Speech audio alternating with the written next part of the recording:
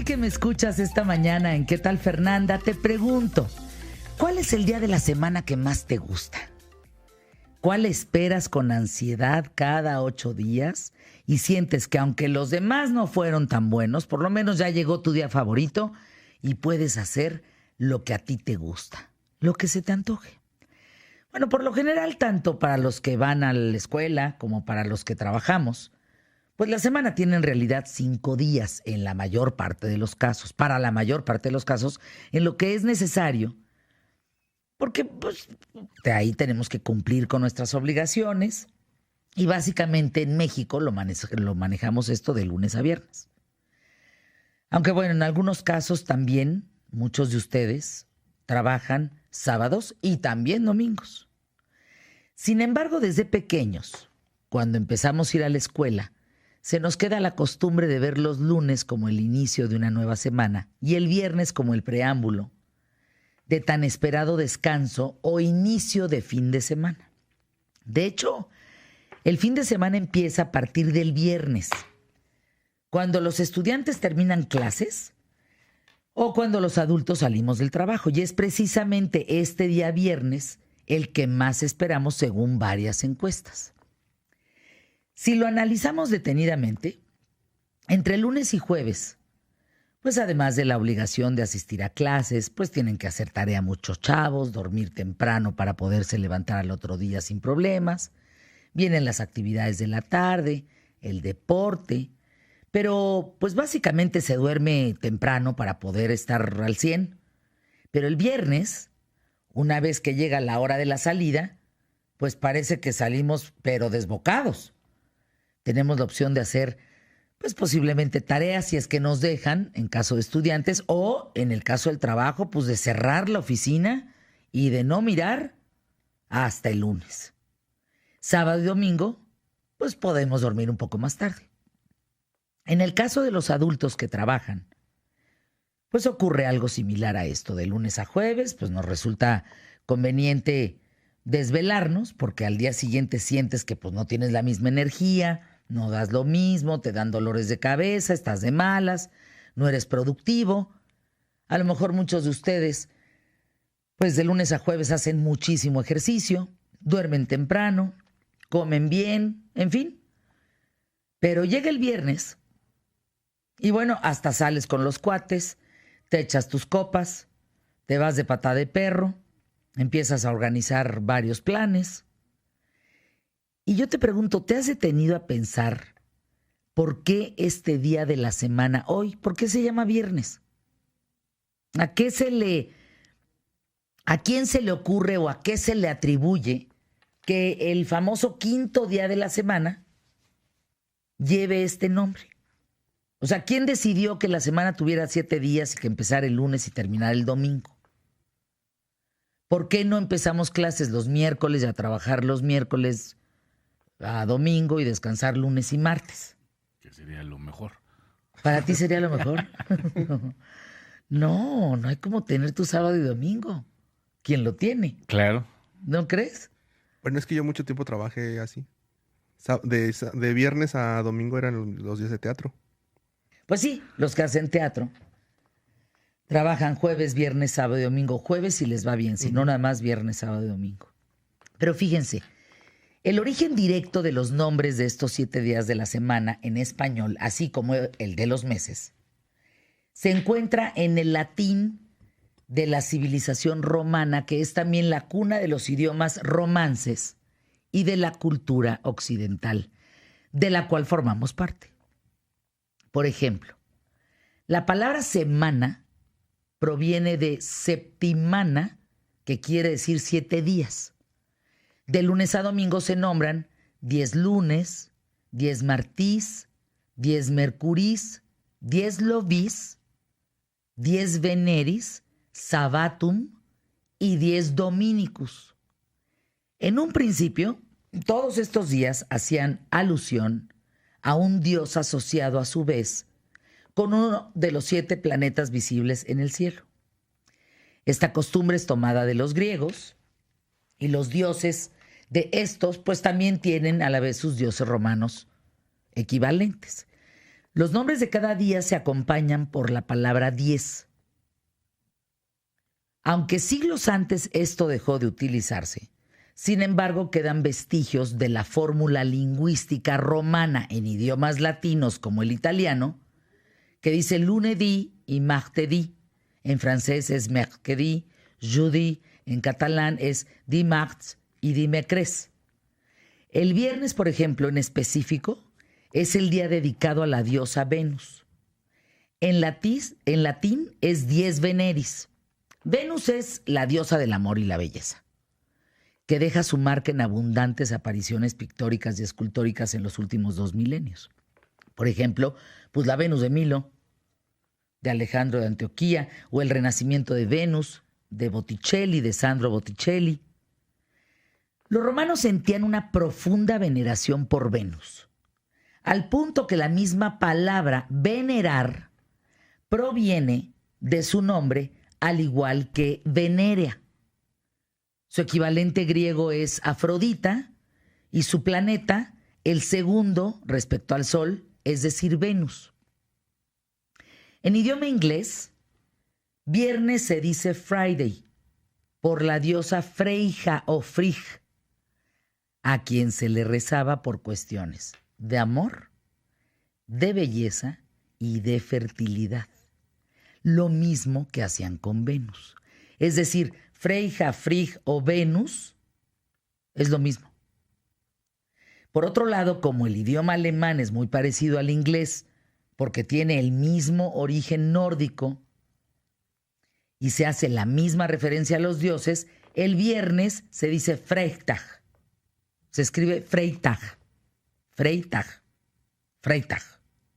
Los idiomas sueco, danés, neerlandés, finés y noruego, pues tienen muchas coincidencias con el alemán y el inglés. En otras lenguas como el portugués, el ruso, el chino, mandarín, árabe, hebreo, polaco, griego moderno, los nombres de los días se originan por su orden cardinal y significan literalmente lunes sería primer día, martes sería segundo día, miércoles tercer día y así sucesivamente. Ellos no son de lunes, martes, miércoles, jueves, viernes. Ellos son de primer día, segundo día, tercer día, así sucesivamente. ¿Qué pasa con los musulmanes? En el caso de los musulmanes, el viernes viene del árabe jama'a, que significa recoger o congregarse. Por eso se trata de un día muy especial de reunión en la mezquita. Los judíos tratan también y dedican parte del viernes a su famoso Shabbat, que ese es un recogimiento, es un estar juntos, es un compartir, detener la semana, si lo digo en palabras sencillas, para que tú y yo estemos juntos. El Shabbat representa la relación entre Yahvé y el pueblo judío por el maná, que es el pan que caía del cielo cada viernes mientras estaban en el desierto. Es un recogimiento, es un festejo, hoy podemos comer juntos, hoy podemos compartir en familia y el Shabbat es intocable. Para quienes tenemos amigos judíos que siguen la religión y no es un menú a la carta, vaya, no eligen hoy sí, mañana no, el Shabbat no se toca. Ahora, a mediados del primer milenio, China llamaba a los días equiparándolos con un planeta y con un elemento de la naturaleza. Por ejemplo, una tradición que también es adoptada por Japón después, que nombra al viernes como Kinyubi, que significa día de el oro y Venus. Y así los van nombrando días de la semana, porque luego pensamos que en todo el mundo es viernes. Pues no. Las civilizaciones de Mesopotamia, por ejemplo, tuvieron su esplendor entre los años 3000 y 600 a.C., que se encontraban en lo que actualmente es Irak, conformada por sumerios, acadios, asirios y babilonios, que llegaron al mundo de la escritura Llegan los códigos de leyes adelantados en arquitectura y en un calendario solar de 12 meses, 30 días y con 24 horas cada uno. Ese es al cabo el que nos rige. Los babilonios dividen el mes en 4 semanas por las 4 fases de la luna y es así como se va configurando la semana de 7 días que para muchos, pues su mejor día es el viernes. No sé a ti cuál te guste más. ¿A ti qué día te...? El sábado. ¿Por qué? El sábado... Porque sabes que... Pero también trabajas el sábado. Sí, pero por ejemplo, el sábado trabajas mediodía, ¿no? Y de alguna manera tienes esta sensación de que, bueno, mañana es domingo, tranquilo, familiar, etcétera, etcétera. En cambio, viernes todavía lo siento como parte de la semana, que tengo que trabajar, porque, mañana trabajo. O sea, tú cuando te quieres poner una desvelada marca llorarás, ¿qué día te la pones? Los pues? sábados. Los sábados y el domingo quedas como en knockout, muerto, sí. knockout. Exacto. Y revives, te levantas de entre los muertos el lunes. El lunes, sí. Por eso el lunes cuesta tanto trabajo. La mayor parte de la gente le sucede eso. Y luego, no, yo sí te había contado que yo padezco de una extraña depresión el domingo en la noche. ¿Por qué? No sé, no puedo dormir, les he platicado a todos, no puedo. O sea, el domingo me puedo desvelar, el sábado me puedo desvelar para amanecer domingo y puedo estar con sueño todo el domingo, así de, pero dan las 8 de la noche y siento esa sensación de ya mañana voy a ir a la escuela o mañana a trabajar y no puedo dormir y entonces me cuesta mucho trabajo. Y hay veces que... Emilio Vallesvidrio, son atiéndete. las 2, 3 de la mañana y no me puedo dormir. Entonces el lunes parezco zombie de Zaguayo, no me puedo, o sea... Lo hago todo por inercia. O sea, Pero no ¿saben puedo. qué? Que sí es cierto lo que está diciendo. Sí parece. Sí, no puedo. A mí mi peor día creo que ya el jueves, ¿no? O sea, ustedes que conviven conmigo todos los días. Sí, yo voy en un proceso... O sea, para mí el jueves, viernes es ya una cosa devastadora. Yo voy en un proceso contrario. Yo de zombie voy evolucionando a humano. O sea, de lunes a sábado. Yo el preferido es el viernes, porque sé que no tengo que escribir para el otro día, sé que no tengo que entregar nada al otro día. Y me puedo sea, es desvelar. tu día de pata de perro. Sí, me encanta. Y aparte que sí me gusta venir acá. O sea, vengo, pero aparte no tengo que hacer nada para el otro día. No sé, lo disfruto mucho. A mí el viernes me cae muy bien. Sábado. Pero... para mí a veces viernes, sábado representa esperar a que mis hijos lleguen. Como muchos de ustedes, papás. Podemos tener una cena, pero a veces nosotros llegamos antes que ellos. Yo no me duermo sin que estén todas las ovejas en la casa. No sé ustedes. Habrá papás que roncan y no les importa. No se acuerdan. Yo no. Entonces, quizá mis días más pesados en ese sentido son viernes, sábado, pero no por mí. Ojalá. Entonces voy a empezar a vivir distinto, fíjense. Voy a hacer mis patadas de perro el viernes a morir y el sábado a morir. Para que por lo menos cuando lleguen Que me esperen ellos. Todavía haya fiesta. Arrancamos. Bueno, vamos a hablar de eso el día de hoy. El día de hoy tenemos a José Luis Trueba y mucho más que compartir. Ay, quédense con nosotros, es viernes y viene el Flaquiguapo. Los dejo en el micrófono, mi querido Emilio, Carlos Armando, y viene el Flaquiguapo. ¿Arrancamos? Pie derecho. Quédate.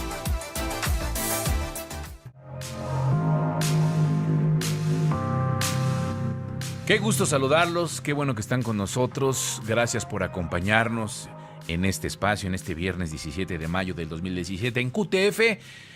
Carlos Armando Rodríguez, Gonzalo Oliveros, ¿cómo están? ¿Cómo te va, Gonzalo? Hola, buenos días. ¿Cómo estás, Emilio? Muy bien, ¿y tú qué tal? Ayer acabó, como lo dije, The Big Bang Theory. El capítulo Wangón. ¿No te gustó? Wangón. ¿Qué esperabas? ¿Algo más? Pues yo me imagino que el creador, que es Chuck Lorre, este hombre que ha hecho un montón de cosas, entre otras Two and a Half Men, por ejemplo, lo que quiso es dejar una puerta abierta. ¿Para otra temporada? Si no para otra temporada, pues si se tiene que hacer algo más adelante, ¿no? Entonces, pues fue un capítulo que era final sin final, en pocas palabras, ¿no? Y esperar a ver también qué sucede con los actores. Hay que recordar que la serie se acabó porque Jack Parsons, el hombre que hace de Sheldon Cooper, dijo, ya estoy muy cansado. Ya han sido más de una década haciendo esto y creo que es momento de decir adiós. Entendible, pero pues habrá que esperar este tipo de cosas. ¿Hacia dónde va ahora la televisión? ¿A qué me refiero con esto, Emilio? Lo comentaba ayer con Fernanda Familiar. The Big Bang Theory podría ser la última gran serie sitcom de la televisión abierta, bajo las características que conocemos la televisión abierta norteamericana. Como lo fue en su momento Friends, o como lo fue Roseanne, o como lo fue Cheers, o como lo fue Frasier, o como lo fueron muchos más, porque en este tiempo, entre el estreno y el último episodio de Big Bang Theory, apareció Netflix como esta enorme productora de contenidos, y en donde cambió la manera en que se ven las series. ¿Cómo ves hoy en día tú una serie de televisión? Pues maratónicamente, porque hay ocasiones que tienes oportunidad de ver 3, 4 capítulos, 5 capítulos juntos en un solo día, en una sola sentada, y luego pasan 2 o 3 días que no la ves, pero retomas y vuelves a ver otros 3, 4 capítulos, y no tienes que esperarte ya. Mira, era algo que de hecho el mercado del DVD comenzó a explotar. Hay que recordar que había gente que se compraba la temporada completa de 24 y la veía de principio a fin, ¿no? Y veía qué pasaba con Jack Bauer, y entonces veía que salvaba al presidente y se moría su esposa, ¿no? O sea, veía, ay, no me digan que es spoiler porque esa serie tiene 15 años, ¿no? Ya fue. Pero pasaba así, o pasaba con Sex and the City, o pasaba con Los Soprano. Netflix se dio cuenta que había un sector de la población que le gustaba ver las series así, que no quería esperarse, sino que quería comerse el mundo en una sentada. Y se dio cuenta de otra cosa, que era un modelo de negocios adecuado. Era un modelo de negocios en donde al final del día podías tú tener una serie, volver a hacer la siguiente temporada en un año, pero pues te quedaban 51 semanas. Y podías entonces crear 51 series distintas para que la gente pudiera seguir consumiendo tu producto. Claro. Si lo haces en economía de escala y lo piensas a nivel global, se vuelve un gran negocio. Gran negocio. ¿Por qué? Porque ¿cuál fue la serie que se estrenó la semana pasada? Bueno, pues fue Satán, creo que se llama. Entonces esta semana se estrena alguna otra. Y la próxima semana se estrena Orange is the New Black. Y la siguiente semana se estrena otra y otra para luego darle House of Cards. Y otra para llegar a Stranger Things. Y otra para llegar a Sense8. Y así te vas. Y otra para que llegue Black Mirror. Y en ese transcurso, cuando las series se van desgastando, como algunas que he dicho en este momento, las quitas, pero ya crecieron las que estaban a la mitad. Entonces, como ya crecieron, entonces te da la oportunidad de meter un nuevo serial. Inclusive irlo haciendo dependiendo de cuál es el país en donde se da esto, ¿no? Entonces en México pues va a llegar un momento donde salga lo nuevo de Manolo Caro o que salga otra de los Alasraqui, que vayan supliendo lo que fue La Casa de las Flores o lo que fue Club de Cuervos. Gran negocio. Solo que hiciste que se cambiara radicalmente la manera de ver televisión abierta. Entonces la gente que ve todavía televisión abierta, enormidades en México y en los Estados Unidos, también ven ya otro tipo de televisión abierta. No digo con esto que los seriales se hayan pasado de moda. No, en México continúa una gran necesidad de que se vean estos seriales por el tipo de programación. A ver, voy a dar una pequeña explicación.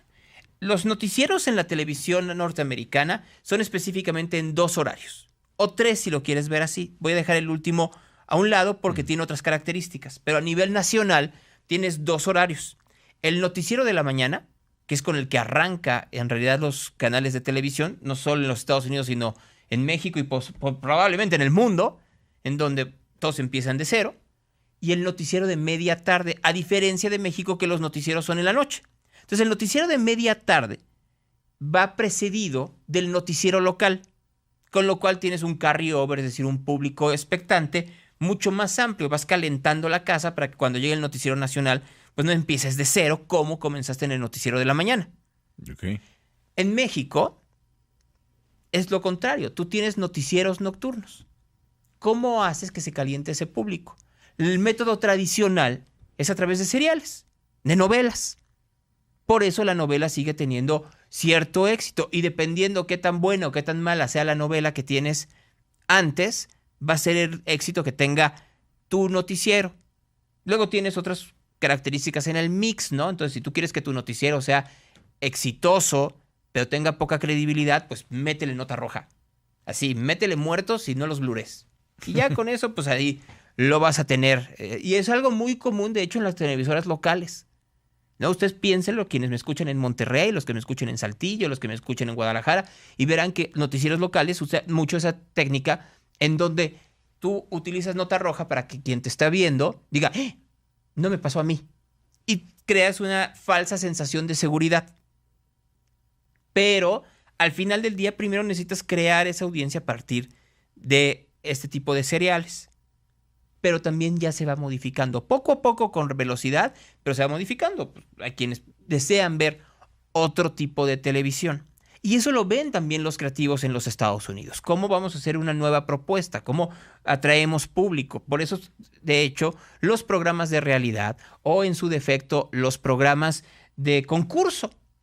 Ahí tienes La Voz, tienes American Idol y ahora este muy famoso que de hecho van a pasar en México Televisa, que se llama El Cantante Enmascarado, que creo que ya hablé de él aquí, que es este en donde sale un famoso, no necesariamente un cantante, y entonces comienza a cantar, disfrazado, lo dice el nombre, ¿no? De cebra, de abeja, de extraterrestre, de vaca, lo que tú quieras, de unicornio. Y entonces hay un jurado que dice, mira, por la historia y por cómo canta seguramente es A, B o C. No, es Araceli Arámbula. No, pues, no, porque esa sí es cantante, aunque sea actriz, ¿no? Es, pues, alguno de los Garibaldis que decía que cantaban, pero no cantaban nada, ¿no? O es tal actor, ¿no? Etcétera, etcétera, etcétera. Buscando con esto atraer a otro público. Porque el mercado de las series y de los sitcoms se está yendo a otro lado, al streaming, en donde tienes más tiempo, tienes menos apuro, tienes mayor presupuesto, y no tienes que estar pensando en dónde tienes que cortar la acción para que entre el corte comercial. También eso, en el caso de Carlos Armando, que está aquí enfrente, cambia hasta la manera en la cual escribes. Claro. ¿No? O sea, la edición literaria de una serie para Netflix es radicalmente distinta a la edición literaria de lo que era una serie para televisión abierta tradicional. Lo que pasa es que también, ahorita que estás diciendo eso, creo que algo que le ha dado atrás, digo, a lo mejor se va a ver horrible para los anunciantes, pero también el asunto del tema de la comercialización en televisión, sobre todo en, por ejemplo, en cable, o en los tipo de TV de paga, que se supone que en un principio la TV de paga era eso, era que el contratar TV de paga para no estar viendo comerciales, para no estar pegado en el canal del X y que te pasaban 20,000 comerciales y que te cortaban la acción y que era un enorme tiempo frente al televisor esperando a que regresara la serie.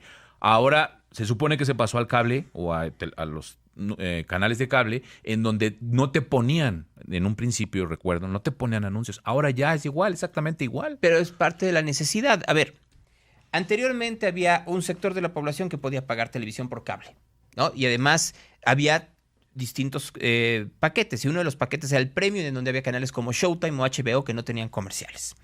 Solo que, debido a derechos, se dieron cuenta que había un gran mercado en hacer canales en donde pusieran por delante series de televisión que llegarían mucho tiempo después a la televisión abierta por el tipo de derechos que tienen. Los Simpsons, por ejemplo. Los Simpsons, para que lleguen a la televisión abierta en México, la temporada que está ahora, tardará 1 año o 2. Mientras que en la televisión por cable podía tardar 6 meses o 1 año. Solo que tenías estas características que te digo de edición literaria, en donde en realidad un programa de media hora no es media hora, son 22 minutos. Entonces tienes de dos, o lo llenas con promocionales o lo llenas con comerciales. Y se dieron cuenta que la gente se queda más tiempo en un canal de cable si le pones comerciales entre cada segmento de un serial que si le pones identificativos del canal. Psicológicamente, cuando tú ves que solo está con promocionales, es que hay un hueco, es que falta contenido.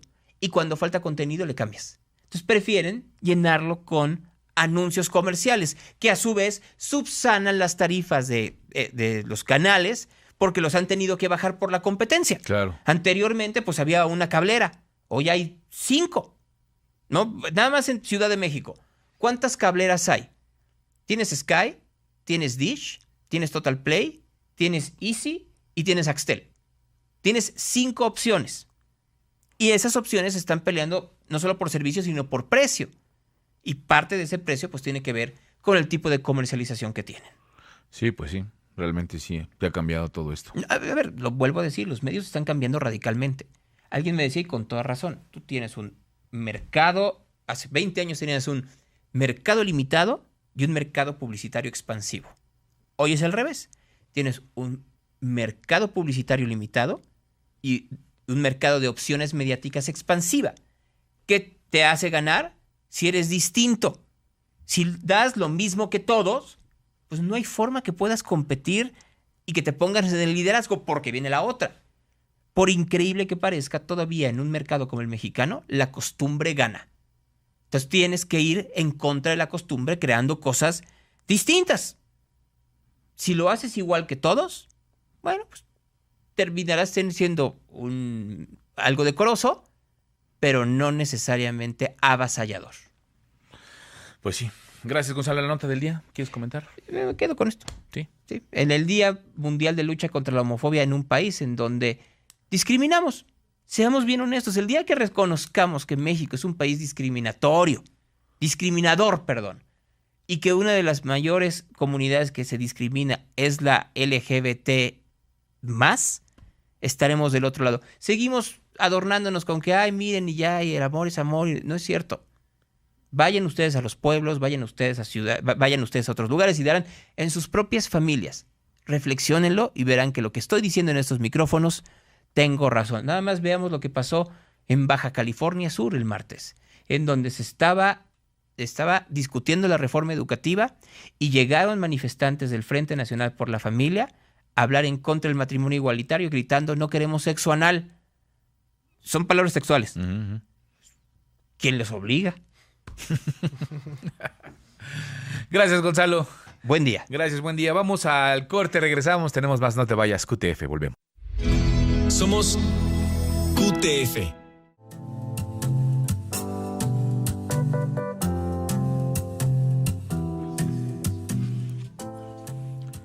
Mi estimado José Luis Trueba Lara, historiador, escritor, periodista, editor, profesor, investigador universitario y colaborador reciente de este programa. ¿Qué tal, Fernanda? Gracias por estar aquí. ¿Qué vale? ¿Qué milanesas? ¿Cómo ¿Qué va te todo? visteces? Yo pensé que ya morongas. Pero nopales. Pero nopales, ¿no? ¿Qué onda? ¿Todo ¿Sigues muy bien víboras? ¿Cómo se hace para crear un líder político? Es re fácil. Pero mira, vamos a ver, vamos por partes, dijo el destripador. Vamos a partir de de dos cosas más o menos obvias. La primera, esta cosa que hoy tiene la gente como de fascinación por el liderazgo, hay que dejarla con cierta calma. Yo veo a mis pobres muchachos en la universidad que les andan diciendo que sean líderes, a todos. Entonces yo un día les decía, oigan, y si todos son líderes, ¿quién los va a seguir? Me dice, no, pues me sigo a mí mismo. Le digo, pues eso está como de psiquiatra, le digo. O sea, así, no, sí es de psiquiatra. O sea, por favor, una camisa de fuerza para el muchacho que se habla a sí mismo, se sigue a sí mismo y se echa porras él solo. Es de psiquiatra. Otra cosa que también hay que dejar de lado es esta tontería que a toda la gente luego le entra lo de los líderes nacen o se hacen. Pues yo no tengo la más remota idea. No sé si hay un gen de liderazgo, lo dudo. Pero lo que tendríamos que sí aceptar es algo muy simple. Un líder, perdón que diga algo que parece tonto, es un ser humano.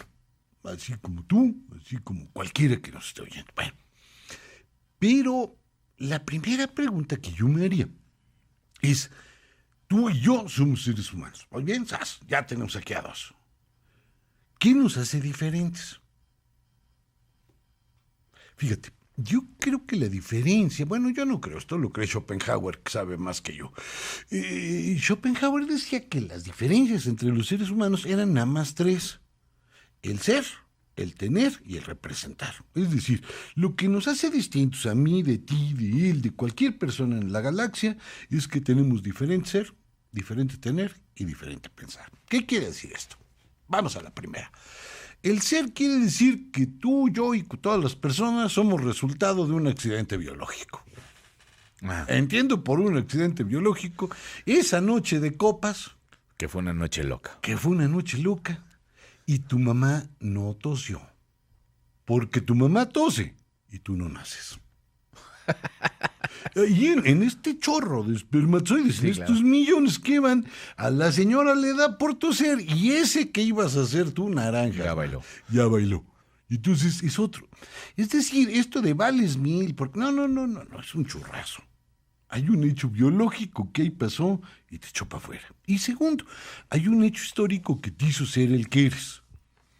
Tú que estás ahí, o cualquiera, pues hubo una noche de copas, hubo un accidente biológico y luego tuviste una vida que te hizo ser el que eres. Por eso eres diferente de tus hermanos o cosas por el estilo. Ahora, ser alguien, este ser, no quiere decir que sea bueno ni que sea chicho, ni que valgas la pena, para acabar pronto. Nadie nos puede querer por lo que somos. Si alguien nos quiere por lo que somos, pues hay que agradecérselo infinitamente. Y no solo eso, hay que pensar que sí puede requerir ayuda médica. Imagínate que alguien me quiere a mí por lo que soy y que me quiere los domingos en la mañana recién levantado con la boca oliéndome a 20. Hacía 20 de cobre, pues ya no hay 20. Ya no hay 20 de Ya no cobre. hay 20 de cobre, pero te huele a 20 de cobre de mercado, man. Imagínate con los ojos abotagados. Imagínate con todas estas cosas horribles. Aún más, piensen por un momentito en todo lo que hacen cuando nadie los ve. Decir esos que se comen los mocos, por ejemplo. Y nadie los ve. Alguien los podría querer por eso. Está difícil. Bueno, esa es una cosa, el ser. Ahora, el tener. Todos los seres humanos tenemos algo. Entiendo por tener algo, pues zapatos, ropa. Y si ya de plano andamos muy escasos, por lo menos tenemos un cuerpo que vender. ¿Mm? Sí. Los seres humanos tienen cosas. Tienen algo. Si no tienen nada, están muertos. Es decir, si yo me quedara en la peor de las miserias, pues todavía podría ir rematar un riñón, vender un poco de sangre, prostituirme, qué sé yo, algo pues, bueno, eso de prostituirme no me parece buena idea, no agarraba cliente, pero bueno, no importa, sí puedo vender un riñón, vamos, más o menos, puedo engatusar a alguien. Y este tener lo que nos hace diferentes es lo que tú tienes y lo que yo tengo. Bueno, y por último, todos los seres humanos, como no nos quieren por lo que somos, nada más hay dos chances. Que nos quieran por lo que tenemos o por lo que representamos. Es decir, todos ustedes y yo, todos los días asumimos diferentes papeles. Todos los días fingimos que somos alguien. Y lo fingimos también que hasta nos lo creemos. Lo digo en serio. Yo llego a dar la clase y hasta me creo que soy profe. Hay una cierta cosa muy extraña que te lo crees. Pero entonces, ¿qué es actitud? Es una hipocresía absoluta para esconder a ese que eres. Porque tú cuando empiezas a representar un papel, lo haces para los otros. O sea, es en apariencia solamente. Exacto, pura piña. Pero esa piña permite que yo te caiga bien, que cumpla tus expectativas, etc. Piensen en los novios. Los novios es el ejemplo típico. Cuando sale la novia, la verdad es que no se parece a la mujer que en realidad es otra la que salió. Es guapa, bien portadita, come poco. No sé si me explico, es casi un ángel, man. Vamos, ni al baño va. Pero esa mujer es solo una impostura, una falsedad. Bueno, si nosotros aceptamos que todos los seres humanos tienen estas tres cosas, pues los líderes también. Los líderes son, tienen y representan. Y cada una de estas cosas le permite a un líder actuar en distinta esfera. Pongo un ejemplo muy simple. Imagínate, vamos al tener. Imagínate Ciudad Neza hace 40 años, 50 años. Pues que era un salitral horrible con puro paracaidista. Digo, no había servicios públicos, había muchos perros menesterosos, una cosa espeluznante. Y aquello empieza a crecer con puro caidor. Cuando alguien descubre que ahí hay una masa, pues lo que hace es dar, porque tiene. Y les dice, oye, ¿qué? Te regularizo tu casita. Juega. Oye, ¿no quieres un tubo allá afuera? Sí, por favor. ¿No quieres que le pongamos agua? Sí, cómo no. Oye, gas. Sí, de preferencia. Oye, poste para electricidad. No, si no es molestia, sí. Un mercadito, órale. Lechería de la Conasupo. Va. Oye, ¿por quién vas a votar? Por el PRI. Claro. El dar es crucial. O sea, no hay partido que se pueda mantener de oquis. El poder para funcionar requiere salpicar. Vamos, ve a Jesús. Digo, suponiendo que era un gran líder. Si Jesús luego decía, oigan, pues traje tortas aquí para los apóstoles, llueve maná, no sé si me explico, multiplica panes y peces, pues él andaba ahí muy necesitado de dar. Un líder tiene que dar. O sea, si no, el líder no da, no reparte, entonces no tiene oportunidad de llegar a ser líder. O sea, prácticamente se queda como... Pues como un pelele ahí, loco, furioso. El líder tiene que repartir. Mira, tú velo, no hay programa, no hay régimen que no se haya preocupado por repartir. Me da igual si es la cuarta T, o la quinta T, o la primera T, o la T mayúscula, o la T minúscula, no importa. Todos han tenido que repartir, porque es la manera más eficiente de lograr que tu liderazgo funcione. Yo te doy a ti no solo para mantenerte, no solo para sacarte de la ignominia, sino que me permite tener lealtad. Nada más que esa lealtad es muy peligrosa. Fíjate. Yo puedo agarrar y ahorita digo, a ver, vamos a convencer al señor Emilio de que cada vez que yo entre aplauda, rabiar y saque la matraca. ¿Te late? Me late. Órale, ¿cuánto me cobras? Yo nomás vengo los viernes, o sea, no vais a cobrar de lunes a jueves. Los viernes yo entro aquí y tú vas a aplaudir. ¿A cómo me cobras la aplaudida? En serio, ¿cuánto me cobrabas? Pues te cobraría nada más vienes una vez a la semana, 1,500 pesitos. Órale, 1,500 pesitos. Entonces yo cada viernes te doy tus 1,500 pesitos y tú me aplaudes al que sigue. ¿Voy bien? Ajá. Si te digo, oye, fíame 6 meses. Híjole. Lo mismo le pasa al líder. Lo mismo le pasa al líder. Cuando se le acaba la lana, se lo carga la fregada. Se le acaba el liderazgo. Se le acaba el liderazgo. Ve el fenómeno del PRI. Cuando quiebra el gobierno, también quiebra el PRI. Y ya no tiene con qué repartir. Y cuando no tiene con qué repartir, empieza a perder alcaldías, gubernaturas y termina perdiendo la presidencia. Hoy estamos repartiendo de nueva cuenta. ¿Cuánto tiempo va a durar este liderazgo vinculado con el repartir? Mientras aguante el presupuesto. Claro. El día que se acabe el presupuesto, la gente te da la espalda.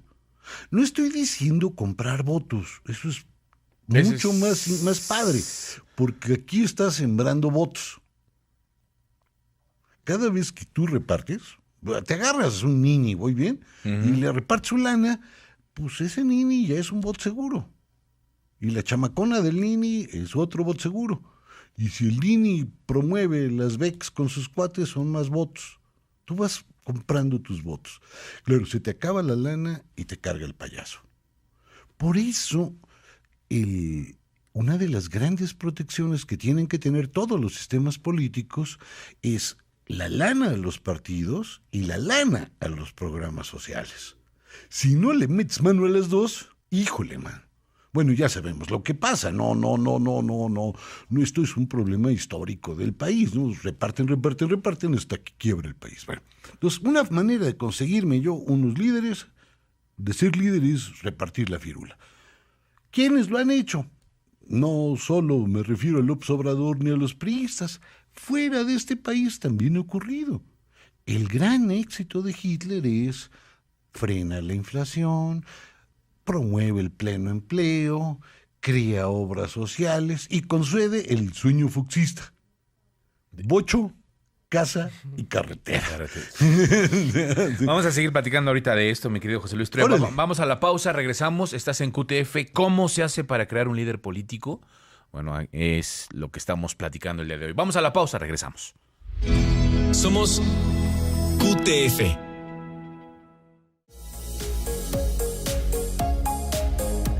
Regresamos con José Luis Trueba. ¿Cómo se hace para crear un líder político? Bueno, estaba diciendo entonces, a ver, lo más importante es que también el líder tiene que dar, tiene que ofrecer, tiene que repartir. Tiene que salpicar. Pero también decíamos ahorita fuera del aire, un líder tiene que dividir, Sí, tiene porque que separar. Claro, porque no puede salpicar a todos, porque no alcanza. Y hay alguien que tiene que poner la lana. Vamos, ahorita lo comentábamos hace 34 segundos. Hitler reparte la lana de los judíos. López Obrador reparte la lana que le quitó a algunas secretarías. El PRI repartía la lana que le había quitado a otros. No sé si me explico. Esa lana tiene un origen, no es Sí, mágica, tiene que salir de alguna parte. No es un pan milagroso. Entonces, cada político toma de algún lugar y decide castigar a alguien con tal de beneficiar a otro. Pero sin ese dinero no jala. Nada más que no puedes confiar en ese. Tú tienes, además de tener esa capacidad de regalar lana, de dar lana, de crear obras, de beneficiar a la gente, tienes que inventarte un personaje. Porque si te muestras como eres, ¿quién te va a seguir? No, imagínate que yo me muestro como soy y yo quiero que mis alumnos hagan la tarea. Bueno, si ni fingiendo la hacen, de la otra manera, pues menos. Entonces tú te inventas un personaje. Piensa en un líder de veras. Piensa en Hitler. Piénsalo en seco, o sea, no de mala fe, o sea, no. Pues así como el gran Ario, pues no, pues más bien chaparrito. Tenía una pinta medio chaplinesca, bueno, por eso a Chaplin le sale también, no es que Chaplin se parezca, que Chaplin se parezca a Hitler, no. Hitler era igualito a Chaplin. Sí, claro. Y el tipo lograba congregar de veras a la gente y logra algo rarísimo. Logra que la gente se mate por él. Perdón que lo diga. Sí, claro. No está tan fácil. A mí me dice, oye, ¿te matas por mí? No, el lunes hablamos, no. Pero mejor desayunamos el martes, ya, porque ando ocupado. Me van a hacer la circuncisión, qué sé yo. O sea, uno hace ahí la vez echando para atrás, ¿no? Bueno, este hombre que tiene que crear un papel, ese papel tiene que mostrarlo varias cosas. Ya que pensaste a Hitler en seco, ahora piénsalo en el escenario. Las luces están en contrapicada. Él está allá arriba en una tarimota. El sonido lo han cuidado como si fuera un rockstar. El tipo empieza más o menos tranquilo y 15 minutos después ya está enloquecido. ¿Quién sabe qué diga? No importa. Antes hubieron manifestaciones con antorchas, banderas. Después de todo eso, hombre, cualquiera se la cree. Y lo digo en serio. Imagínate ese espectáculo, ese montaje, te puede convertir en un fiel creyente de ese hombre. Pero alguien me diría, oye, pero no todos tienen un montaje como Hitler. No, porque hay montajes de medio pelo que funcionan muy bien. Como por ejemplo. Por ejemplo, los líderes que hacen todo lo posible por parecerse a uno. Aún no entiendo Juan Pueblo, que él sea igual. Es decir, el líder que dice, me canso ganso, ahora sí va la buena, y que habla como el pueblo, y que no tiene muchas ideas, sino solo reiteraciones, se convierte en una figura maravillosa. Él reparte dinero y es como yo. Es igualito a mí. Nada más que él tuvo la suerte de enfrentarse a los corruptos, a la mafia del poder, etcétera, etcétera. Yo me identifico con él porque él representa ese pueblo que yo creo representar. No sé si lo notas. Son como dos espacios diferentes. El de Hitler, que es así la producción absoluta, y el otro que es también una producción absoluta, pero chafal, tendiendo a que se vea Juan Pueblo. O Fidel Castro, ¿no? Fidel Castro, por ejemplo. Sí. Fidel es era un hombre de producciones y de pueblo, oscilaba. Que todavía siguió con esa idea, pero después cuando ya ves las propiedades y todo lo que tenía. Entonces, pues sí, es que era un Pues pueblo muy raro. Hugo Chávez, Maduro, en fin, Claro, al final de todos cuentas estos son del pueblo y hablan como el pueblo. Y eso a la gente le gusta. Ese personaje le resta a la democracia algo crucial. A nosotros se nos olvida que la democracia es muy aristocrática. Perdón que diga algo que molesta. Es aristocrática porque tú eliges a alguien que es mejor que tú. Yo quien quiero que mande. Uno que no sea tan güey como yo. Claro. Yo quien quiero que administre el dinero. Uno que no sea un manirroto como yo. O sea, alguien que sepa. ¿Muy bien? Sí. Pero la gente, si es alguien que sabe, despierta la envidia. En cambio, si es alguien como yo, que habla como yo, que piensa como yo, funciona como líder. Incluso, este ser como yo puede ser también mi deseo. Es decir, tenemos el de la producción, el que es como yo, y uno que representa mis deseos. Mira, te voy a hacer unas preguntas de mala fe. ¿A ti te gustaría andar con una modelo? De esas que se caen de buenas. Sí, claro. ¿Te gustaría mentarle la madre a los políticos? Sí, claro. Por supuesto. ¿Te gustaría no pagar impuestos? Sí, claro. ¿Te gustaría ser dueño de Miss Universo? Sí, totalmente. Entonces, tu mayor anhelo es ser Donald Trump. Y por eso vas a votar por él. Tómalo, o sea. No te la esperaba. No me la esperaba. No creí que iba a venir por ahí. No. Perdón que me lleve tan pesado, pero el asunto es muy simple. Este papel que tú representas es el superhombre, el que quiere ser o el que es igual a ti. Entonces es un proceso de identificación de mí, de él hacia mí y de mí hacia él. Exacto. Por eso entonces hay quienes ven, y a esto me refiero en el tema de por qué hay líderes que pueden surgir de esta líderes del pueblo bajo esta necesidad de necesitamos gente como él. Exacto.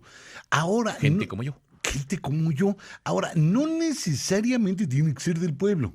Basta con que lo parezca. Es decir, si no tiene los pelos de Shakiras, no importa, se los paramos. Si no habla mal, no importa, lo obligamos y lo enseñamos a que hable mal. Le enseñamos a que hable popularmente. Es un personaje. El único problema de ser un personaje es que también tiene sus riesgos. Así como la lana tiene el riesgo de que no es infinita y algún día se va a acabar, cuando uno finge el personaje también hay un riesgo. El personaje funciona hasta que te agarran. Me explico. Perdón que cuente una intimidad. Cuando yo estaba escuincle, yo era un fan de Alice Cooper, ¿muy bien? Uh-huh. Y compraba sus discos y me parecía que eso sí era la neta. Hasta que me enteré que era de Amentis. Es decir, el cuate no hacía satanismo, el Nada. cuate no... No. Era un personaje. Pero yo dejé de comprar sus discos. Bueno, compré los últimos ya después por un asunto de nostalgia. Pero hay una decepción absoluta. Él me mintió. Él me engañó. Con el líder pasa igual. Yo le puedo creer todas sus imposturas hasta que termino por encontrar la verdad.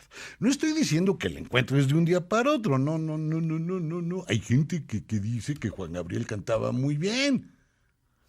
Claro. Digo, hay gente que dice que Ninel no está operada. Pero no sé si me explico. O sea, ese personaje puede Durar, añísimos. durar. Pero a ver, por ejemplo, ¿qué pasa por esas mentes en las que este líder político jamás en la vida, o sea, ante un todo, o ante todos, o la mayoría, ya no es la misma visión del que comenzó al que terminó? Ajá. Y sin embargo, todavía sigue habiendo un segmento que cree, que jura y perjura, que sigue siendo el mismo. Ajá. A pesar de... O sea, me refiero, ya se convierte en eso, en un fanatismo. Es decir, por Exacto. ejemplo, el que hecho de que digan, a ver, Hugo Chávez hizo bla, bla. Hay o lo que sea, neonazis, exacto, o Exacto. nazis. O Hitler, ¿no? Al final de cuentas. Yo sí he creído, y la verdad, no sé si digo una tontería, yo sí he creído que muchas veces aquellos alemanes que vieron en la guerra, en la Segunda Guerra Mundial, y vieron a un líder como Hitler, nunca se han arrepentido de lo que vivieron. Más bien están dolidos de que hayan perdido. Claro. Y al final no, Hitler estaba bien. Sí. Este líder, que es un personaje, de ahí la palabra actor político, no crees que es poca cosa. Actor político es una metáfora perfecta. El político siempre es ese actor. Ese actor político tiene la capacidad para convertirse en un ser sobrenatural. ¿Verdad? Así como una palabra tuya sanará mi alma, señor presidente, una palabra suya sanará mi vida. Qué duro lo que estás diciendo. Es decir, es un ser sobrenatural. Sí, claro. Porque decíamos que tenía la lana, ¿muy bien? Sí. Y decíamos que tiene un personaje. Ajá. Entonces, ve la cantidad de cartas. Algún día dense una vuelta en el Archivo General de la Nación. En el ramo presidentes están guardadas todas las cartas que les mandaban a los presidentes. Todas. Y ve lo que les piden: una chamba, que les arregle la virginidad a la hija, que le consiga... Sí, unas puede ser tierritas. absolutamente todo. Tú dime la cantidad de cosas que pide la gente es asombrosa. Pero este hombre, como no es de este mundo, como ya es un ser todopoderoso, puede arreglarlo todo. Eso es escalofriante, porque el que lo arregla todo no lo arregla. Nada más es un personaje. Es como si yo, le creo al Pokémon, ¿muy bien? Uh-huh. Que son los alebrijes japoneses. Ahí le creo al Pokémon y le pido algo. Pues me diría José Luis, pues estás idiota. Bueno, ¿y por qué le pides al personaje que sale en la tele? Claro. Que nunca lo has visto, que nunca lo has tocado. Pero existe una posibilidad, todavía peor. Que la gente sí lo quiera como es. Sí da miedo. Eso sí da miedo. Bueno, es difícil quererlos como son, pero algunas personas llegan a convencerse de que esa representación, de que esa actuación es la realidad. O porque esa representación de que te identifica tiene derecho, ¿no? Cuando dicen, bueno, sí, pero los anteriores lo hicieron peor. Lo hicieron ¿no? peor, Entonces, sí. ¿por qué él no lo va a hacer? Claro. ¿No? O puede llegar a perdonar lo que sea. O sea, vamos, perdón que comente algo así tan actual. La gaviota ha salido cantando en un video y la matan. Ahora no. Ahora, exacto. Ahora no. ¿Por qué? Porque cuando hay un nuevo líder, este nuevo líder que tiene todas estas cosas para jugar, tiene el perdón de todos. No importa que haga lo mismo que el anterior o lo haga peor que el anterior. Él es el nuevo Mesías. Él es el nuevo Redentor. No me refiero a López Obrador, me refiero a cualquier líder de cualquier país. Me da igual si es Trump, López Obrador, Maduro, que no cayó. Eso se nos olvida, no cayó. Y no cae por esto. Todavía tiene gente, como decíamos hace un momento, que se la va a jugar por él. Pues sí. Gracias, José Luis. ¡Órale! Gracias, Luis Trueba. Ahorita platicamos de qué vamos a hablar la próxima semana. Sale, pórtense bien, no hagan destrozos. Bueno, pásenla bien. Gracias. Vamos al corte. Regresamos. No te vayas. Tenemos más aquí en ¿Qué tal, Fernanda?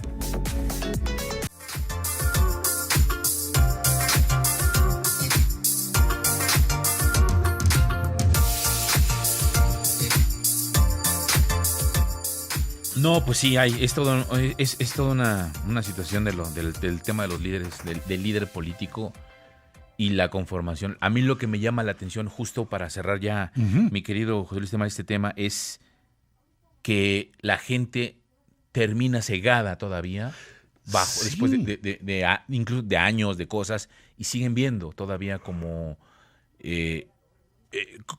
pasó, por ejemplo, me atrevo a decir como Uruchurtu, por ejemplo. Ajá. Sí, el eterno regente. Exacto, el regente y todo.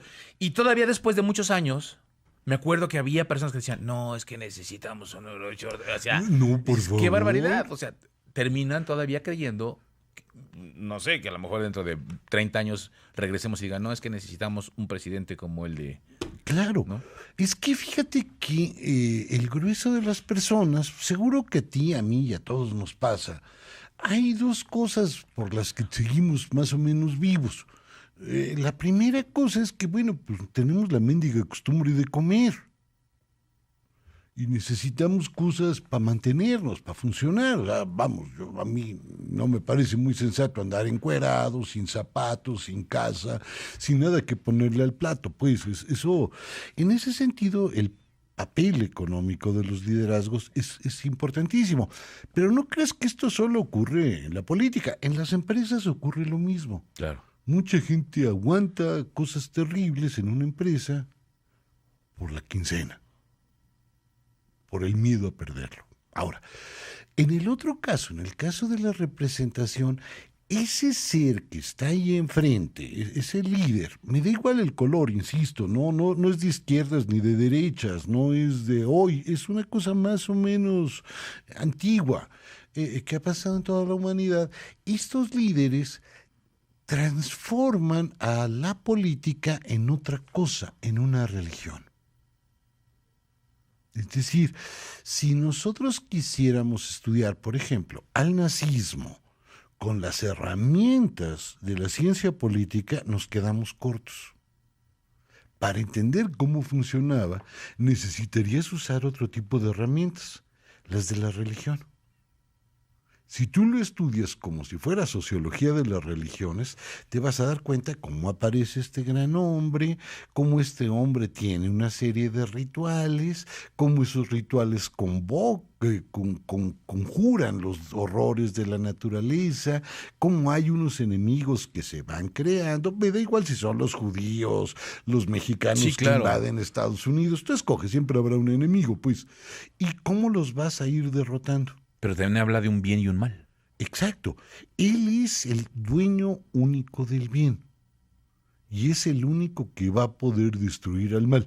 Me da igual si este mal es real o ficticio, ¿eh? Vamos, el ejemplo Sí, claro. de estos mexicanos que son el horror cuando brincan la frontera y violan, matan y hacen todo esto. Por supuesto que eso es falso. Pero ese horror existe y yo sé cómo combatirlo. No importa que en este combate yo cree algún horror. Ese combate es lo que le va dando movimiento a mi liderazgo. Si yo mando construir ahí el muro inmenso, no importa que cueste un dineral, que se mueran los animales que no entienden de fronteras, no importa lo que pase. Esa obra es la materialización de un acto de fe. ¿Muy bien? Uh-huh. Y lo mismo ocurre con los nazis, y tú ves la arquitectura nazi y tiene esta megalomanía. Esta megalomanía está presente en todos y la puedes ir moviendo por lugar a lugar. Y la gente la acepta porque comulga con ella como si recibiera un pan milagroso. La política se convierte en eso, en panes milagrosos que tú vas administrando. Claro. El chiste es que ahora hagamos cola para formarnos en algún pan milagroso, porque mira, Antes de una que se concha, acabe. un cocol y un bolillo milagroso no me vendría nada mal. Gracias, José Luis. Órale, José pórtense Luis bien. Trueba. ¡Caramba!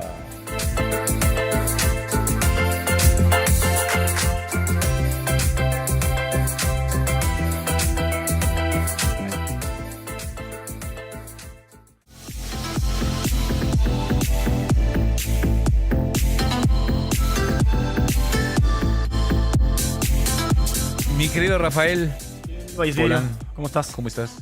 Yo bien, Para viendo ser- aquí tu para ser participación mexicanos, de ¿no? la Estamos historia bien. del dinero. Oye, a ver, Todo el mundo anda preocupado por eso. todos menos la productora, ¿no? Que No, ella, no, sí. la Ella productora- trabaja aquí por hobby. Sí. No tienen, la mandan como a la la escuela. mandan, ella nada más porque dice, bueno, me levanto, sí voy o no voy. No, pues sí voy. Fíjate, Emilio, que ayer me invitaron a dar una conferencia de finanzas. Hazme el favor. Qué barbaridad. A ver.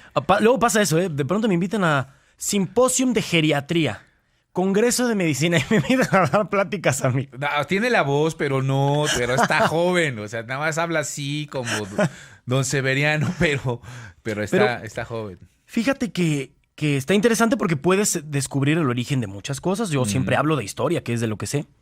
Y ayer di una plática de historia de las finanzas a chavos de universidad. Y me di cuenta que hay muchas personas que no tienen ni idea acerca de cultura de las finanzas. O sea, pero de verdad, no tienen ni idea. Deja tú de la historia de las finanzas, ¿no? Deja tú cómo surge el dinero, por qué surge, porque cuando entiendes, porque, fíjate, Emilio, todas las crisis del mundo han sido por la misma razón. Todas, ¿eh? No ha habido una que haya sido por otra razón diferente. Todas las crisis que ha habido en la historia han sido por la misma razón y las seguimos haciendo. ¿Qué es? Especular. Ahorita te cuento por qué ha sido lo mismo, pero Yo también especular creo con que diferentes cosas. la especulación mata a un país. Y pues yo platicando con estos chavos me di cuenta que no tienen ni idea de cuánta gente te gusta que ahorre de verdad, que tenga cultura del ahorro en México y se esté preparando para ¿te gusta un 20%? Más o menos, los últimos números estábamos sobre el 26, 28%. Porque te voy a decir una cosa, incluso nosotros aquí en la mesa, tú tienes buena cultura del ahorro. Yo soy buen administrador. Sí tengo cultura del ahorro, no como me gustaría, ni tampoco con las facilidades que me gustaría, pero sí y lo trato de hacer de manera muy consciente. ¿Y tú? Yo no. Yo quiero vivir poco, pero quiero vivir bien. No, pues yo menos. No, y la verdad es que fíjate, a mí mucha gente me dice, si tú viajas mucho, porque bueno, ustedes saben que viajo mucho, porque... Ajá. Si tú viajas mucho es porque debes de tener mucho dinero. Y yo ahí sí difiero, ¿no? Hombre, claro que se necesita dinero, pero de pronto veo la gente siempre quiere viajar y no viaja por 3 razones. Porque no tiene tiempo, porque no me vayan a decir algo en el trabajo, en la escuela, en el compromiso, porque no tengo dinero. Pero esa misma persona va y se gasta todos los días 70 pesos en un café de Starbucks, ¿no? Por ejemplo. Entonces, o en una cajetilla de cigarros. Todos los días. O, no sé, ¿no? En irte al cine y comer en el cine, ¿no? Hombre, luego te sale más caro... No, el cine ya está... El barril de repente un litro de refresco que el barril de petróleo. Sí, No, ¿en serio? Sí, de verdad. Sí está muy intenso de repente. Entre el combo, los boletos, el estacionamiento, de repente sí, caray. Y entonces, cuando tú te das cuenta a final de año cuánto dinero te quedó, o cuánto dinero más bien te gastaste en eso, es un viaje, Emilio. De verdad es un viaje. Pero bueno, entonces, ayer que empecé a contar de la historia del dinero, me di cuenta que hay muchas cosas que no sabemos de dónde vienen. Es más, la palabra dinero. ¿Dónde viene la palabra dinero? De denario, que era la moneda de los romanos. Y de ahí fue evolucionando a dinero, ¿no? Por ejemplo. ¿De dónde viene la palabra salario? Porque antes se pagaba con sal. Entonces recibías tu salario, ¿no? Y son cosas que usamos día a día y dices, bueno, ¿de dónde, no? Y yo dije, bueno, quizás sí entendemos. ¿Por qué se llama poquito. el banco? Porque... No, digo, ya sé, pero el banco, por ejemplo, ¿no? Sí. Y la palabra bancarrota viene porque cuando tú perdías tu negocio, te rompían tu banco, que era escritorio en italiano, donde tendías y ¡pum! Estabas en bancarrota. Pero fíjate, yo noté algo bien curioso. La gente sabe más o menos que el dinero evoluciona. El trueque, ¿no? Porque pues, cuando los oficios empiezan a especializar, porque bueno, a ver, yo puedo ser un muy buen pescador y tengo 18 pescados, pero me quiero hacer un pescado con papitas, pues tengo que ir con el agricultor a que me dé 4 papitas. Pero a mí me tendría que sobrar un pescado. Tú le tienes que dar tus sobras. ¿Cómo vas a negociar con algo que te sobra cuando el otro sabe que te sobra? O sea, tú me estás dando algo que no necesitas y que te sobra. Ese fue el primer error de este primer sistema económico. Y la gente dice, es que primero domesticaron al animal. Entonces ya una vez que se domesticó el animal, ¿y las plantas? Las plantas se domesticaron, las plantas eran salvajes. El arroz hace 7,500 años no se podía comer. Se empezó a domesticar las plantas, fue lo primero que se domesticó. O de las primeras cosas que se domesticaron. ¿Y cómo se hace? Pues las siembras una y otra vez, vas haciendo cruces. El frijol es una planta salvaje aún. Hombre, ya no es venenosa como era hace 4,000 años, ya te la puedes comer, pero aún así es salvaje. A muchos no les cae bien el frijol. El frijol es una planta salvaje aún, El chile. El chile es salvaje todavía. Entonces lo primero que el hombre empieza a domesticar fue a las plantas. Y me dicen, es que lo más valioso siempre ha sido el dinero, lo más valioso siempre ha sido la tierra, Emilio, no el dinero. Y te voy a decir por qué. ¿Por qué crees que a los reyes de la antigüedad les hacían tanto escándalo por sus jardines? Porque es un absurdo. Hasta el día de hoy es un lujo tener un pedazo de tierra en tu casa y que no lo uses para sembrar. Lo usas de adorno. Ahí lo tienes afuera para jugar. Tener un jardín en esta época es un lujo y hace 3,000 años era un lujo y hace 1,000 y hace 100 y toda la vida ha sido un lujo tener un jardín. ¿Qué hacían antes los reyes? Nos quiere invadir tal país. Vamos a pelear. Pues la gente iba, porque si no iban a quemar mi casa. Peleabas literal por tu tierra. Lo más valioso en la historia de la humanidad ha sido la tierra.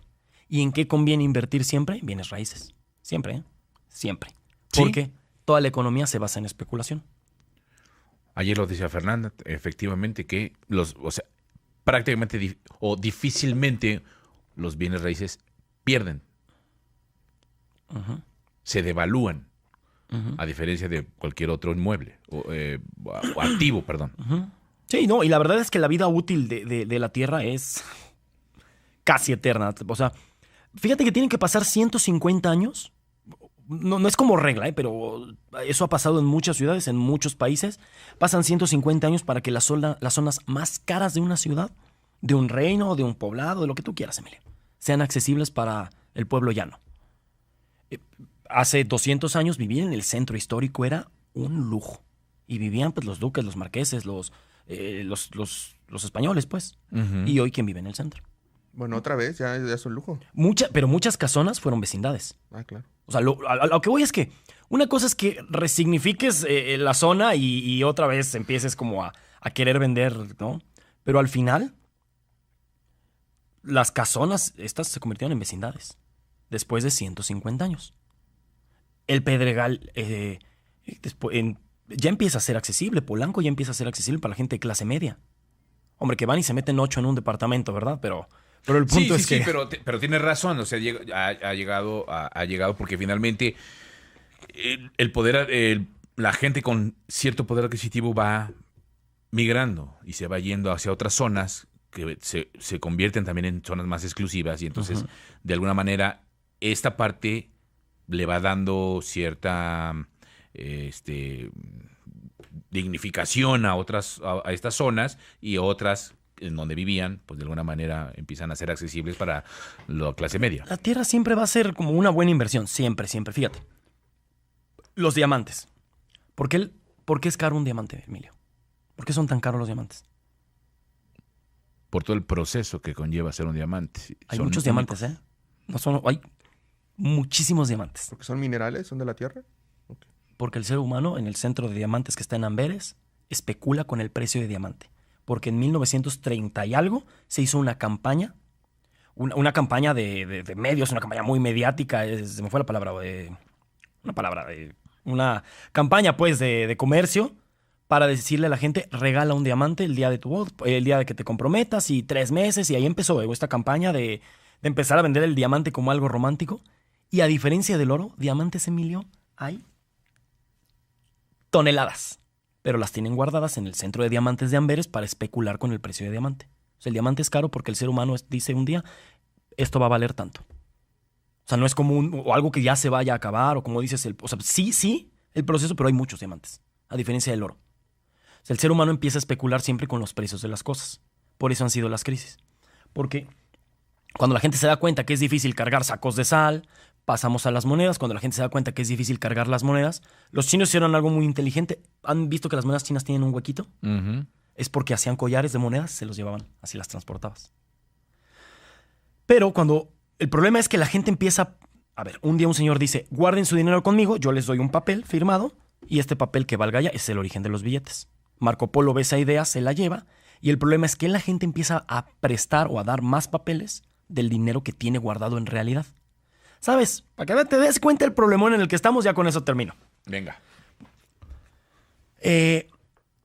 ¿Cuánto dinero físico hay en el mundo? El 7%, del 7 al 12% del dinero que existe, ¿eh? Sí, claro. Porque lo tienes en el banco, lo tienes invertido, lo tienes en... O porque ni siquiera existe. No existe el dinero Porque físico. si en este momento todos los mexicanos que tenemos ahorro, quizá fuéramos al banco a hacer un retiro, simple y sencillamente para arribarnos el dinero de manera efectiva, no habría. No lo habría. O sea, nuestra economía está en pincitas, ¿no? Oye, antes de despedirme, quiero hacer un anuncio así rapidísimo. Venga. Fíjate que me invitaron a dar una conferencia mañana a las 4 de la tarde y el domingo al mediodía en un periódico muy famoso que empieza con R. Pero me regalaron un premio para cada conferencia y el premio es un viaje. Me dijeron, regala ahí en la conferencia, regálale un viaje a... Entonces yo quiero que alguno de los que está escuchando, ¿qué tal, Fernanda? quetaleros. Y que pueda ir, exacto. Entonces chequen mis redes sociales porque ahí les voy a poner los datos, a qué hora va a ser, en dónde va a ser y me van a dejar regalar un viaje en cada conferencia. Pues ya estás, hay que se acerquen contigo para que se identifiquen. Estoy a los en cataleros. Twitter como @RafaelPoulain y en Instagram como Rafa Poulain Poulain. y ahí les aviso. Ok. Hecho. Gracias. Nos vemos el otro viernes. Gracias a ustedes. Vamos a la pausa, volvemos.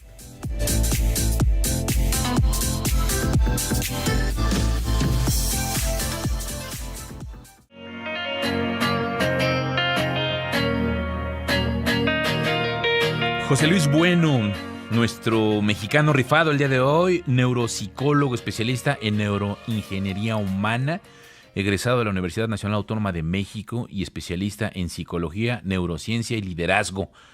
¿Qué es esto de neuroingeniería humana? Fíjate qué bueno que me preguntas. Pues es un rollo que yo me inventé, literalmente. Es como una integración de diferentes disciplinas.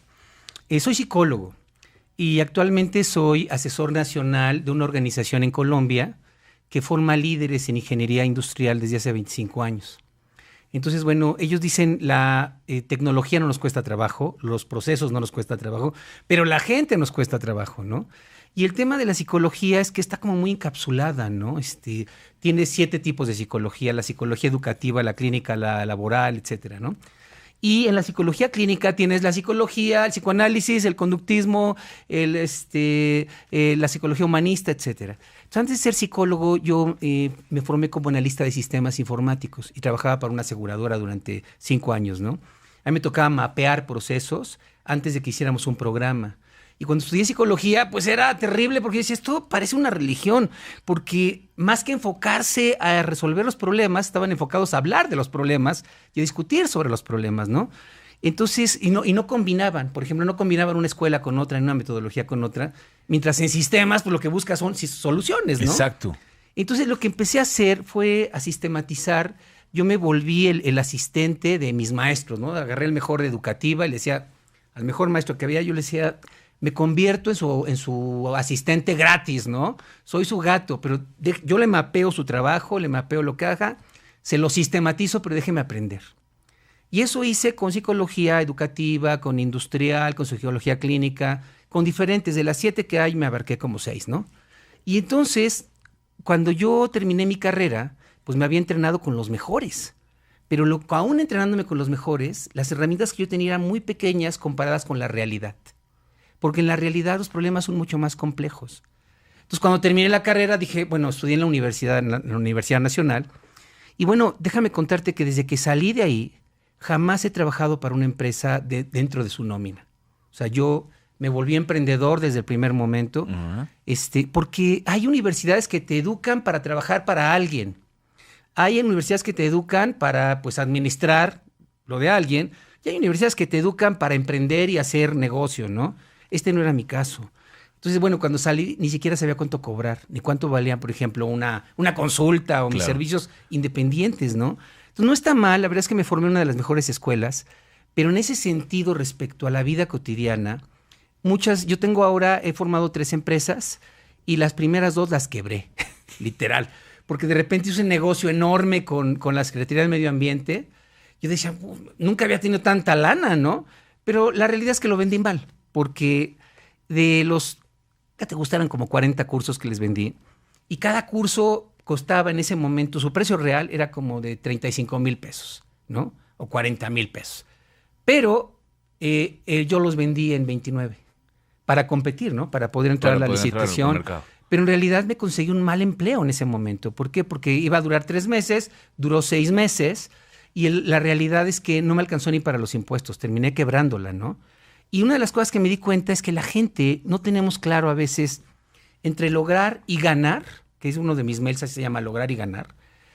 Hay una gran brecha. Por ejemplo, ahora hay gente haciendo negocios con China y tiene claro lo que cuesta su producto, pero no sabe cuánto le va a costar de la puerta de la empresa al puerto, y ya que llega al puerto en China, del puerto a la puerta del cliente. Y ahí puedes perder todo. Porque no calculaste, ¿no? Entonces, me creé el tema de la neuroingeniería humana para abarcar temas muy científicos, una visión muy científica. Yo vengo de una formación muy, muy científica. Me formé con un hombre llamado Jacobo Grinberg, que estudiaba el cerebro de chamanes. Échate esa, ¿no? Y a nivel fisiológico, el cerebro de chamanes. Entonces cierra el laboratorio, me empiezo a formar con monjes tibetanos, desde el 95 hasta la fecha, y a esto le agrego todo el tema, todo el bagaje de la psicología clínica y el bagaje de los sistemas, ¿no? Aplicado al deporte, aplicado a salud, a relaciones, a negocios, a datos duros, ¿no? Y por eso es que entre los ingenieros me decían, ¿tú qué haces? Yo hago ingeniería humana, pero a nivel neuronal, pensando que el cerebro es como un tablero y los orientales dicen, tenemos un cerebro para análisis y síntesis, otro en el corazón para conectarnos con las emociones y otro en las tripas para llevar a la acción, ¿no? Entonces, ha resultado muy interesante porque es ciencia, herramientas ancestrales, lo tibetano, lo chino, psicología e ingeniería aplicado a resultados. Tú decías hace un rato del tema de los problemas y no encontramos soluciones. Así somos a veces los seres humanos, ¿no? Nos enfocamos en nuestros problemas y nos centramos en eso y no encontramos la solución. Gastamos muchísimo tiempo, dinero y esfuerzo y energía sobre todo en los problemas. Y en darles vuelta.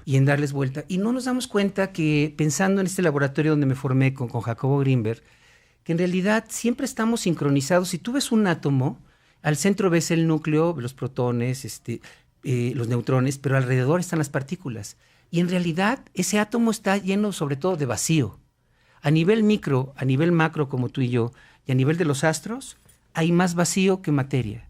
Y ese vacío es inteligente, es un vacío coherente que le da coherencia y sistematiza todo, ¿no? Y no nos damos cuenta que los retos que hay son parte de esta coherencia. No nos damos cuenta que cada problema tiene algo que enseñarnos. Quien esperaba una vida sin problemas y sin retos se equivocó de planeta, porque desde que llegan los espermatozoides al óvulo, pues no va uno ni dos, van millones, ¿no? Y pues no te dejan entrar así tan fácil, ¿no? Cuando naces, pues naces y te caes y te levantas 20 veces, y así ha sido esta vida, ¿no? Vas a un gimnasio y no te dan almohadas. Tú cargas incluso tu peso, ¿no? Entonces, necesitamos darle un valor positivo a los retos y sincronizarnos con nosotros, sincronizarnos con nuestras debilidades y sobre todo con nuestros talentos, ¿no? En 30 segundos, mi querido José Luis, ¿cómo te describes? ¿Quién eres? ¿Cómo te visualizas tú mismo? Ahora soy un convencido de las coincidencias. He creado un programa ahora que se llama así, ¿Cómo provocar coincidencias? Me describo como alguien que se sincroniza con las caídas y con las levantadas, se sincroniza con el error, con el acierto, se sincroniza con la debilidad y me sincronizo con los demás para compartir lo que sé hacer. ¿Dónde te pueden encontrar? ¿En tus redes sociales? ¿Dónde pueden buscar más acerca de mi ti? Facebook es José Luis Bueno Conferencista. Pueden escribirme por ahí un mensaje, José Luis Bueno Conferencista. Mi página de internet es www.sincronizacoincidencias.com. Sincronizacoincidencias.com. Y con gusto, o sea, me pueden escribir y bueno, pues mi especialidad es desatorar. ¿Hay coincidencias? ¿Hay coincidencias? Sí. Científicamente les llaman sincronicidades. Pero cada una de estas sincronicidades tiene sus causas, o sea, no son tan azarosas. Ah, ok. Que sería interesante un día hablar de ese tema, ¿no? Te vienes un día al programa a hablar precisamente tenemos de esa casos sincronía. de éxito con deportistas, con empresarios, etcétera, ¿no? Gracias, mi querido José Luis Bueno. Muchas gracias por la invitación. Psicólogo, nuestro mexicano rifado. Gracias, Carlos Armando. Gracias, Emilio. Gracias a todos, gracias a todo el equipo de producción. El día de hoy, en nombre de la titular de este espacio, Fernanda Familiar, le mandamos un abrazo. Yo soy Emilio Valles Vidrio. ¿Qué te parece si nos escuchamos mañana en Lo Mejor de ¿Qué tal, Fernanda? A las 4 de la tarde y el próximo lunes en punto de la hora, aquí como siempre. Pásela bien, buen provecho y hasta el lunes.